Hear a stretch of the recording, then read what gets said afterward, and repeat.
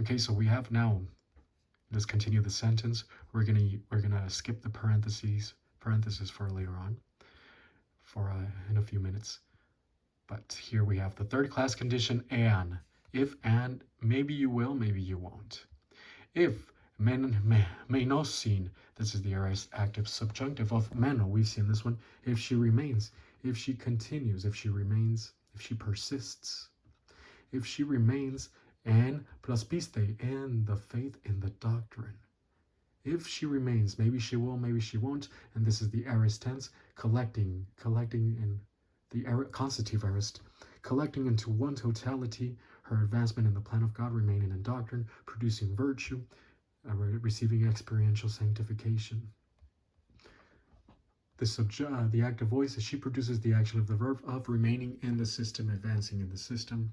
And the subjunctive mood, this is potential. It's not maybe she will, maybe she won't. Some of them advance so fast to the point that they reach almost gate 5 and they peel off. Some of them advance to gate 5. They get so disillusioned in gate 5 they don't like what's going on, not waiting or not persisting a little longer just so they can see what great things are ahead of them, etc. And some of them advance very much and they just peel off afterwards because of, I don't know, so many different reasons. If she remains in the faith, if she persists in the faith, in the doctrine. Kai, agape, virtue, love, and this is the priority of virtue first in the system. Personal love for God the Father and personal love for all mankind. Gate 5, Gate 6, Gate 8 of the divine power sphere. Kai hagiasmo, this is experiential sanctification. We are being sanctified. In phase 1, we became positionally sanctified. But in phase 2, we're becoming experientially sanctified. Our thinking becomes more like Christ. That is sanctification. And then now meta, accompanied or associated, meta, again, with inner beauty. Sophrosunes, with inner beauty. If she remains in the faith, in the doctrine, in virtue love, in experiential sanctification, accompanied or associated with inner beauty. So now we have the whole sentence here, beginning at verse 9. Likewise, I have made the policy decision that women must make themselves beautiful with respectable, well-arranged attire, associated with respect for authority and inner beauty. Sane thinking. Not with emphasis on high fashion, nor in gold or pearls or expensive clothing, but what is proper through divine good production for the woman who is being promised a God-respecting status. If, maybe she will, maybe she won't, she remains in the doctrine, in virtue love, and in experiential sanctification, associated with inner beauty. There's a promise for the woman. There she is promised inner beauty, and this inner beauty manifests itself. Again, it's the present active infinitive of a woman must adorn herself, must make herself beautiful, going back to verse 9. This is a habitual, this is a customary present. She must be in the habit of doing this constantly, beginning from the past to the present and the future.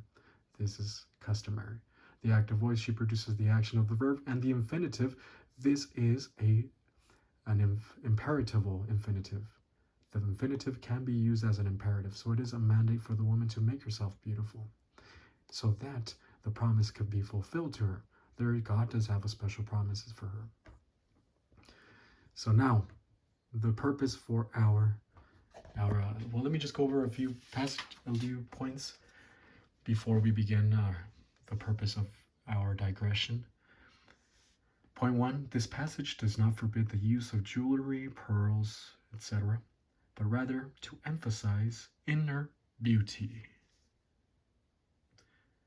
Point 2, this internal beauty is produced by maximum doctrine in the soul, inside of the system, which produces honor, integrity, virtue, respect for authority.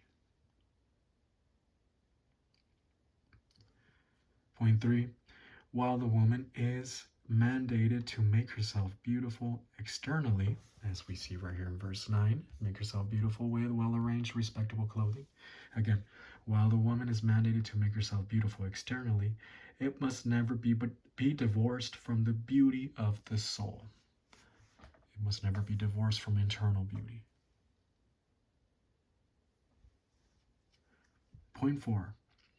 Doctrine does renew your tastes and styles of attire and cosmetics, but the manifestations of the beauty of the soul are greater.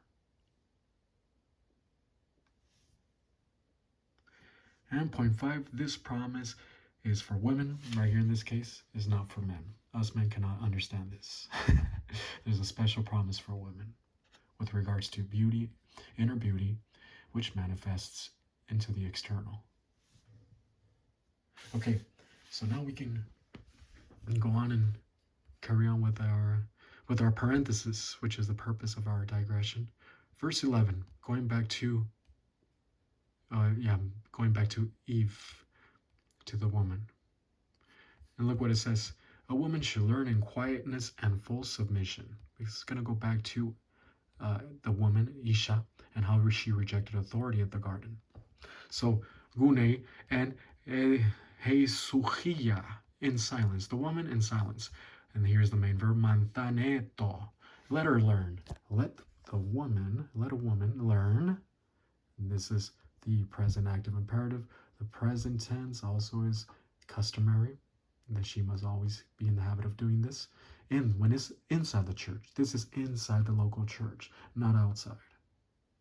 The active voice, she produces the action of the verb, and the imperative is a mandate, it's an order.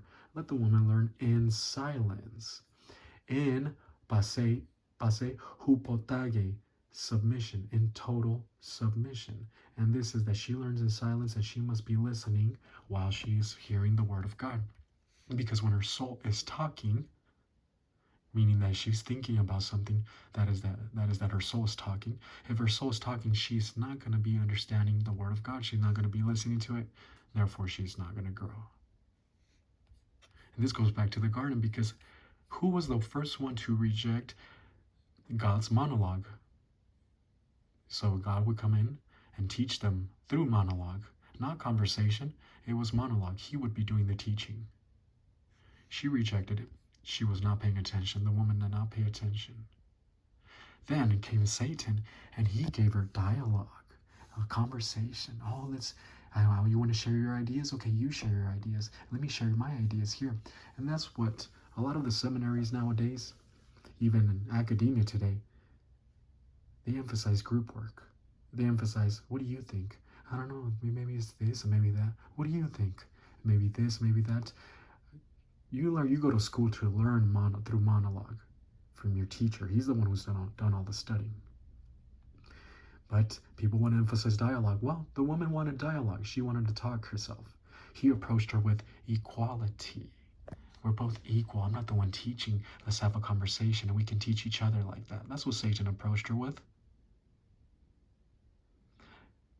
Only arrogant people make an issue out of inequality. Only arrogant people make an issue out of inequality. Equality does not bring happiness. A person can be under the authority of someone and he can still be happy. She can still be happy. Very, very happy. Happiness is in the soul. So let the woman learn in complete silence let the woman learn in silence with total submission. And that is that in the local church. And then it continues on in verse 12 to those women that try to be pastor teachers, they try to teach. It says verse 12, I do not permit a woman to teach or to assume authority over a man. She must be quiet. Because at this time there were also a lot of women pastors trying to become pastors, just as there are today. And let me tell you, they do not. Even if they might have a more correct doctrine because they reacted towards another pastor's authority, and they went on and did their own thing, she is not gonna make her congregation work grow. God is not honoring that supposed spiritual gift that she claims she has. And you see a whole lot of these Bible teachers going through extreme emotion, letting all these other women go rampant, not subordinating to her authority.